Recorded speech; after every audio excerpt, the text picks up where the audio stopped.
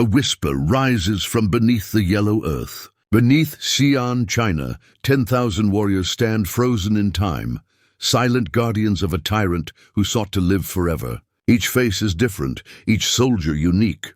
But what if the clay hides something more than art? Scientists have begun to pull ancient DNA from the dust, and the results reveal a secret that could shatter everything we thought we knew about the Qin Empire. What if Emperor Qin's army wasn't just built, it was bred? For more than 2 millennia, the Terracotta Army has guarded the tomb of China's first emperor, Qin Shi Huang, who unified the warring states into a single empire in 221 BCE.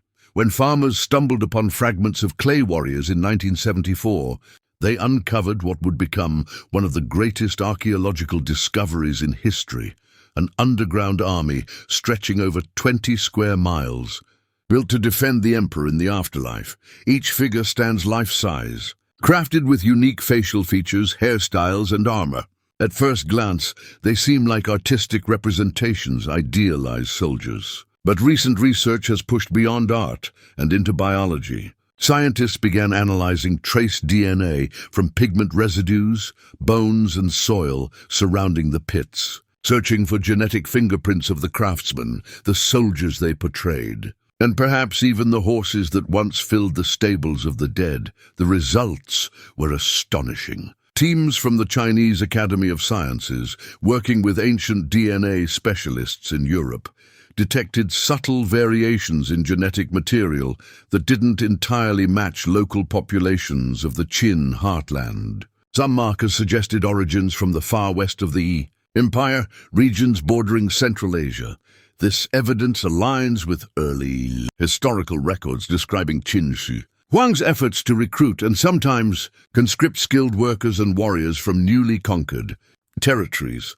The DNA suggested that the emperor's vast project was more cosmopolitan than anyone imagined, a mixture of genetic signatures from across what is now China and beyond. Mitochondrial samples showed haplogroups consistent with populations from Gansu and Xinjiang, indicating that craftspeople from the Silk Road frontier may have participated in building the army. Archaeologists already knew that the Qin Dynasty was obsessed with scale, walls, canals, armies. But the genetic evidence revealed something deeper. The empire's unity was written not only in stone and policy, but in the very blood of its people. At roughly this point in the story, remind your audience to subscribe. If discovering the hidden biology behind history fascinates you, subscribe to GenealogyX, where science and ancestry meet to expose the secrets time tried to bury. When the first genetic sequences came back, researchers were careful. Contamination is always a risk when studying ancient remains, and the Terracotta Army is, after all, made of clay, not bone. Yet trace human DNA. Tiny fragments shed by those who handled the figures during construction was preserved in the surrounding soil. Comparing it to samples from nearby burial sites suggested a surprising diversity among the workers. The artisans weren't all locals from Shanxi province. Many carried ancestry from southern China, possibly from regions once considered enemies of Qin before unification. The emperor had enslaved or relocated populations from conquered states to his capital. Their forced labor produced not only the Great Wall's early sections, but also his eternal army. But a deeper mystery emerged. Some cranial features of human remains found near the Mausoleum site showed non-East Asian traits: taller stature, narrow nasal bridges, sparking debates among scholars. Could people from Western regions, perhaps even ancient Indo-European groups, have been present in Qin Shi Huang's workforce? In 2016, a joint Sino-European study tested mitochondrial DNA from remains at the nearby Lintong burial grounds. Results suggested minor genetic inputs consistent with populations from Central Asia, possibly traders or captives from early Silk Road contact zones. While no evidence supports the sensational idea that Europeans built the Terracotta Army, it does show that the Qin world was far more connected than previously assumed.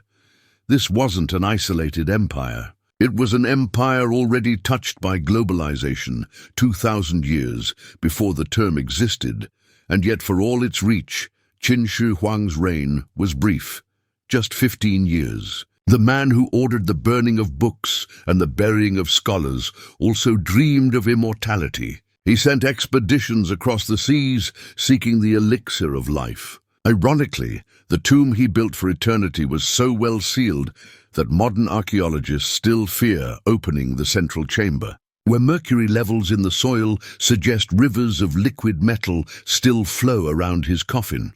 What might lie within? The emperor's own DNA, preserved by Mercury's antiseptic power, could be the most valuable genetic sample in all of archaeology. If recovered, it might answer one of the most haunting questions in Chinese history. Was the man who called himself the Son of Heaven truly of native Qin lineage, or had centuries of conquest already mixed his blood with rivals and foreigners alike? Imagine the implications. What if the founder of China's imperial tradition was genetically more diverse than the nation he ruled? Would that change how history remembers him? Even the warriors themselves hold secrets beyond ancestry. DNA analysis of animal bones near the stables revealed that the horses buried with the army came from multiple breeds, some from central Chinese stock, others from Mongolia. The emperor's quest for the best war horses had created a genetic mosaic mirroring his empire. Every discovery paints the same picture: unity through diversity. Qin Shi Huang's power came not from purity, but from the absorption of many peoples. An early version of what modern China would later call the one under heaven. Yet the emperor's obsession with control meant that individuality in life was erased. In death, ironically, every soldier was sculpted to look unique. Recent 3D facial analysis shows that each statue's features likely correspond to a real person, an actual soldier scanned or modeled by artisans. If DNA could be recovered from tiny skin cells trapped in the clay, we might one day match genetic profiles to specific remains in nearby graves. The Terracotta Army might cease to be anonymous. Each warrior could regain his name. Picture that moment: a scientist in a lab, sequencing a genome from a clay fingerprint, discovering the face of a man who died 2,200 years ago, and seeing that his descendants still walk the streets of Xi'an today. What would that do to our understanding of immortality? The emperor believed he could live forever through alchemy. Instead, his immortality endures in data, in sequences of DNA that outlast time. But there's a twist. Some of the genetic material extracted from soil samples doesn't match any known modern Chinese haplogroups. It may belong to now extinct local lineages, wiped out by wars and migrations that followed the fall of the Qin. These ghost signatures remind us how fragile civilization is. Entire genetic identities erased, leaving only echoes in the ground. Archaeologists hope that, if permission is ever granted to open the inner tomb, environmental DNA sequencing will reveal the complete biosphere of Qin Shi Huang's burial chamber. Plants, animals, even microorganisms, an entire ecosystem sealed since 210 BCE. It could offer a time capsule of life from ancient China, preserved like a biological museum in the dark. Would you dare to open it, knowing that disturbing it might destroy it forever? The ethical questions around this research are as deep as the tomb itself. Should we test the emperor's remains if found? Should the dead be left undisturbed even when their DNA holds answers to history's greatest mysteries? Ancient DNA research has already rewritten parts of Chinese prehistory. Studies on early Neolithic skeletons from northern China show clear genetic continuity with modern Han Chinese populations, but also traces of input from Western steppes. This suggests that cultural and genetic exchange has been part of China's story since its beginning. The Qin Dynasty, though short-lived, stands as the turning point, a political and biological unification that forged an empire from diversity. The Terracotta warriors, through their DNA, remind us that identity is never simple. If this journey into the genetics of the ancient world fascinates you, subscribe to GenealogyX, where history breathes through science and every genome tells a forgotten story. As the final drone shot fades over the burial mounds of Lintong, imagine the silence below, thousands of warriors still waiting in formation, each one a data point in humanity's oldest code. Their emperor wanted eternal life, and in a way, he achieved it, not through magic or gods, but through the persistence of DNA, carried from age to age, whispering truths he could never control. When scientists finally open the sealed chamber, will they find the genetic key to China's first emperor?